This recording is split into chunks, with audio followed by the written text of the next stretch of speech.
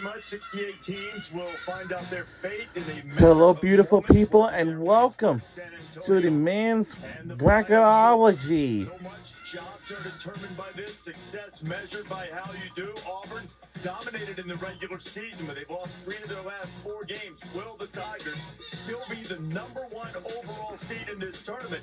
No one can match their season-long resume in terms of number of quad 1 wins. Well, actually, Consecutive season, the Big 12 champion Houston Cougars I think expected to be a 1 seed after their terrific season. Tennessee made it to the Elite Eight before being bounced out by Purdue a year ago. It took a national runner-up to take them out.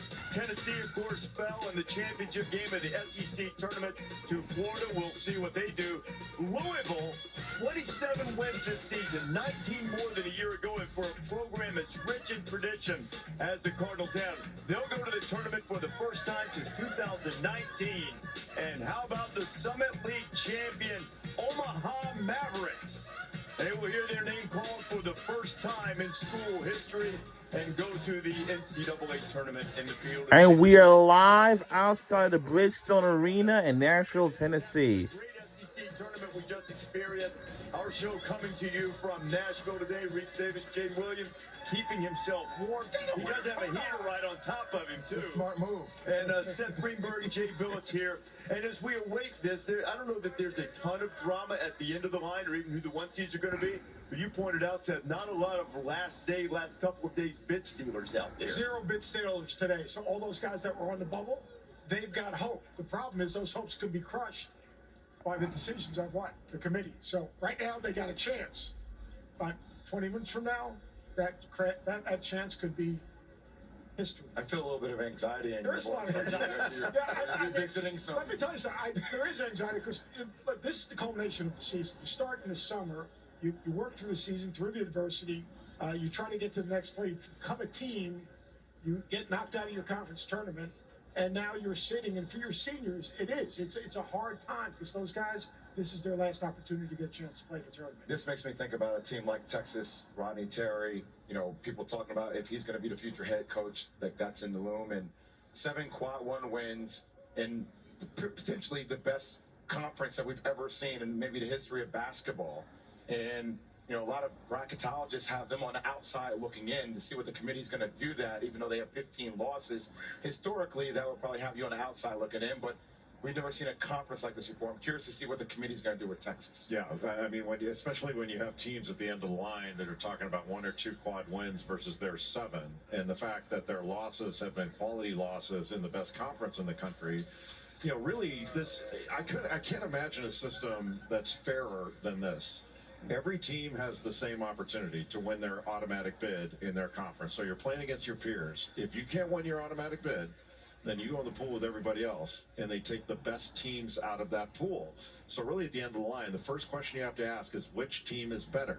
Now, if you can't make that basketball judgment, then you got to go to the paper and you start counting up wins. In Texas, it's hard to argue with the quality of wins that they had. And I don't get the whole, they lost too many games. Look who they played relative to who some of these other teams played. I think it makes their case pretty compelling. The one thing that we do know now, even though Auburn finished the season struggling, they were dominant start to finish for the most part without those. Up until the last couple of weeks, they are the number 1 overall seed in the tournament. We'll show you their path and the others as those start to get unveiled. But let's get you up to date, show you some highlights from what happened on this championship Sunday, playing their way in Ivy League championship game, Cornell and Yale. Under 10 minutes to go, Yale up by 5. Guy Ragland Jr. Big Red cuts it to 2. Now Nick Townsend's going to post up. James Jones' team would make its way into the tournament, Seth. James Jones' team, the 4th time in 5 years in the tournament. Some smart athletic director will find James Jones and say, that dude knows how to win, even at Yale. And John Poulikitis, he may not be Jack Golke, but he's pretty darn close. He can really shoot it. And you know what? Remember, they beat Auburn in a 13-4 game last year. SEC championship game here at Bridgestone Arena. Zakai Ziegler got Tennessee to within 5. SEC tournament MVP was Walter Clayton Jr., and he was phenomenal. A good reaction from the Gator crowd. Thomas Howard made a big shot there. Look, I think Florida is prone to be a team to cut down the nets in April. Just they have the versatility, they have the depth, and they have the wings, man. 86-77. Last time the Gators won the SEC tournament, they went to the Final Four, and it's hard to figure out how somebody could beat them the way they're playing right now. The Atlantic 10 championship game, George Mason against VCU. Jack Clark, the erstwhile Wolfpack shooter, knocks down a three for VCU. Comes Darius Maddox. The Patriots get it to within one. And then Max Shulga would have an answer in a one-point game. Max Shulga, fifth-year guy, is a big-time shot maker, floor gamer. This is a VCU team. When the bracket comes out, they can win a game in the NCAA tournament. Defensively, it can make shots. As Seth mentioned, no bid stealer. They're no bid stealer here, though. UAB, once again, threatened to do so. They seem to find themselves in this situation several times on Championship Sunday. Both PJ Haggerty's been really good for Memphis. He's an absolute beast, and considering the fact that Tyrese Hunter did not play in this game due to a foot injury, it's incredible to watch PJ Haggerty's put on the show offensively. 67-61, Memphis had the lead. Dane Danger. Just take it yourself, big fella. Ooh, go ahead, big man.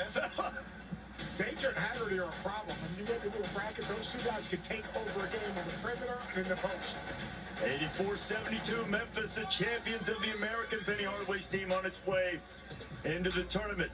Boy, Greg Garden, Wisconsin, much better offensively on the year, but they struggled from behind the arc into the championship game in the Big Ten against Michigan. Former Auburn player Trey Donaldson puts it in, and then Trey Donaldson.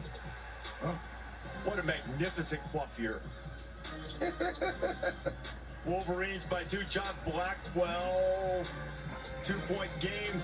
Michigan would finish it out, winning 59-53. Dusty May, who took FAU to the Final Four, now is Michigan as the Big Ten tournament champion. These are the tickets that have been punched, the automatic bids of teams who won their conference championship. This is the full bracket. We told you that Auburn is the #1 overall seed. We're starting to get some news coming in of who's where. We're going to show it to you, including one of the big questions about a bubble team that has been answered. We'll tell you in a moment.